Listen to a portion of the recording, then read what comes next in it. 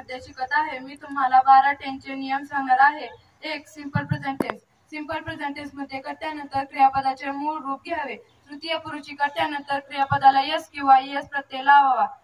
2. Simple past tense. Simple past tense मध्ये कर्त्यानंतर क्रियापदाचे दुसरे रूप घ्यावे। 3.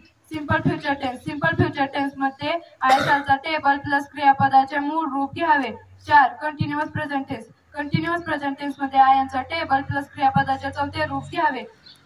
5. Continuous past tense. Continuous past tense मध्ये आयचा टेबल प्लस क्रियापदाचे चौथे रूप घ्यावे। 6. Continuous future tense. Continuous future tense मध्ये आय शॅल बीचा टेबल प्लस क्रियापदाचे चौथे रूप घ्यावे। 7. Perfect present tense. Perfect present tense मध्ये आय चा टेबल प्लस क्रियापदाचे तिसरे रूप घ्यावे। 8. Perfect past tense. Perfect past tense मध्ये आय चा टेबल प्लस क्रियापदाचे तिसरे रूप घ्यावे। 9. Perfect future tense. Perfect future tense मध्ये आय शॅल हॅव चा टेबल प्लस क्रियापदाचे तिसरे रूप घ्यावे। 10.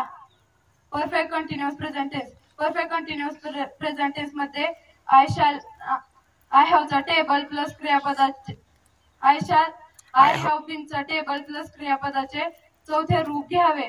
11. Perfect continuous past tense. Perfect continuous past tense मध्ये आय हॅड बीन चा टेबल प्लस क्रियापदाचे चौथे रूप घ्यावे।